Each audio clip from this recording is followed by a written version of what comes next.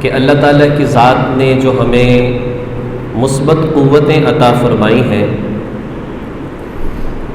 ان مثبت قوتوں کے ذریعے سے ہم کیسے اپنی اور اپنی نسلوں کی سوچ کی حفاظت کر سکتے ہیں۔ 5 طرح کی قوتیں جنہیں حواس خمسہ کہا جاتا ہے، اللہ رب العزت کی ذات گرامی نے عطا فرمائی۔ اس میں سب سے پہلی قوت سامعہ ہے، سننے کی قوت۔ ہم بہت ساری چیزوں کو سن کر، بہت ساری چیزوں کو اپنے کانوں کے ذریعے سے سن کر یہ اندازہ لگاتے ہیں کہ یہ چیز اچھی ہے یا یہ چیز بری ہے، بلکہ اس قوت کو استعمال کر کے ہم بعض اوقات اپنی زندگی کو محفوظ کرتے ہیں، بڑے بڑے نقصانات اور خطرات سے اپنے آپ کو بچاتے ہیں۔ یعنی ایک بندہ سن نہ سکتا ہو، وہ ٹریفک میں ہے تو بہت سارے نقصانات ہو سکتے ہیں۔ تو سننے کی قوت کا مثبت اور صحیح استعمال انسان کو فائدہ تو پہنچاتا ہے، لیکن بعض اوقات انسان کو بہت بڑے نقصان بلکہ جانی نقصان سے بھی بچا لیتا ہے۔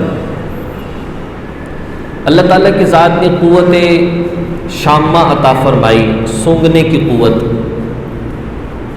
یہ جو قوت ہے، اللہ نے ہمارے ناک میں خیشوم رکھ دیے، غدود جنہیں کہتے ہیں، گلینڈرز جنہیں کہا جاتا ہے۔ ان میں اللہ تعالیٰ کی ذات جب انسان کسی چیز کو سونگھتا ہے، ہوا اس خوشبودار یا بدبودار چیز سے ٹکراتی ہے، جب ہمارے خیشوم سے جا کر ٹکراتی ہے تو ہمیں اندازہ ہوتا ہے یہ خوشبو اچھی ہے یا یہ جو بدبو ہے یہ اچھی نہیں ہے۔ یہ قوت کس ذات نے عطا فرمائی؟ اس اللہ کی ذات نے عطا فرمائی۔ اسی طریقے سے اگر ہم دیکھیں قوت باصرہ، ہمارے دیکھنے کی قوت، ہم اس کے ذریعے سے دیکھ کر بہت سارے فائدے بھی حاصل کرتے ہیں اور بہت سارے نقصانات سے بھی اپنے آپ کو بچاتے ہیں۔ تو اللہ تعالیٰ کی ذات سے ایک بہت بڑی نعمت ہے جو اللہ کی ذات نے یہ عطا فرمائی۔ اسی طرح سے چوتھی قوت، جس کو قوت ذائقہ کہا جاتا ہے، اللہ کی ذات گرامی نے ہماری زبان میں مختلف حصوں کو مختلف چیزیں چکھنے کے لیے منتخب فرما دیا۔ ہماری زبان کا جو ابتدائی سامنے والا حصہ ہے، نوکدار جو حصہ ہے، اس میں تحقیق کرنے والے بتاتے ہیں کہ اس کے ذریعے سے کوئی نمک ہے یا مرچ ہے، چٹپٹی چیز ہے، سب سے زیادہ جو ذائقے کو چکھنے کی قوت ہے اس کے، وہ ہماری زبان کے ابتدائی حصے میں ہے۔ ابتدائی حصے میں اگر اس طرح کی چیز کو زبان کے درمیان میں رکھیں تو وہ اس طرح کی چٹپٹی چیز کو محسوس نہیں کرتی جتنا کہ سامنے والا حصہ محسوس کرتا ہے۔ اسی طریقے سے زبان کا جو درمیان ہے، اللہ کی ذات نے اس میں مٹھاس کو محسوس کرنے کی قوت رکھی ہے۔ مٹھاس کو اتنا زبان کا ابتدائی حصہ محسوس نہیں کرتا کہ جتنا درمیان والا حصہ محسوس کرتا ہے۔ کسی چیز کی کڑواہٹ ہے تو زبان کا بالکل آخری حصہ جو ہمارے حلق کے قریب ہے، یہ سب سے زیادہ اس چیز کو محسوس کرتا ہے۔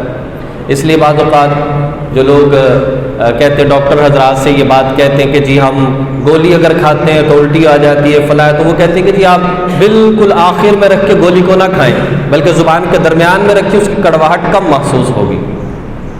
تو بات اصل میں یہ ہے کہ اللہ کی ذات گرامی نے کس انداز میں یہ ذائقے چکھنے کی ایک زبان کے اندر قوت یہ رکھ دی، اور اس کے ذریعے سے بہت ساری فائدہ مند چیزوں کو ہم استعمال بھی کرتے ہیں اور بہت ساری نقصان دہ چیزوں کو چھوڑ بھی دیتے ہیں۔ اسی طرح سے 5ویں اور آخری قوت وہ قوت لامسہ ہے، چھونے کی قوت۔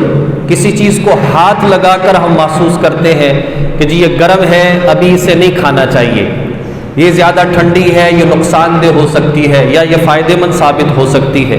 یہ اللہ کی ذات نے، اور پھر یہ ہماری انگلیوں کے جو پور ہیں، اللہ نے اس کے حص اور ہمارے منہ کے اندر کی جو حصہ اس کو تقریباً ایک جیسا بنایا کہ ہم اس ہاتھ کے حصے سے محسوس کر لیتے ہیں کہ کہ جی منہ کا اندر کا حصہ اس چیز کو برداشت کر سکتا ہے یا نہیں۔ تو اللہ تعالیٰ کی ذات نے یہ 5 قوتیں جس کے ذریعے سے ہمیں علم حاصل ہوتا ہے، ایک چھٹی قوت، جب ان 5 قوتوں سے کام نہیں چلتا اور ان 5 قوتوں سے جب ہمیں کسی چیز کا نفع، نقصان، فائدہ، ضرر سمجھ میں نہیں آتا، تو اللہ نے ایک اور قوت رکھی جس کو قوت فکریہ یا قوت عقلیہ کہتے ہیں۔ پھر انسان دیکھ نہ سکتا ہو، عقل ہو، تو پھر بہت ساری چیزوں سے بچتا ہے۔ انسان سن نہ سکتا ہو، عقل ہو، بہت ساری چیزوں کو استعمال کر لیتا ہے فائدہ مند سمجھ کر، اور بچ جاتا ہے نقصان دہ دیکھ کر۔ تو اللہ تعالیٰ کی ذات نے یہ قوتیں، یہ احساسات جو عطا فرمائے، یہ ہر انسان کو عطا فرمائے۔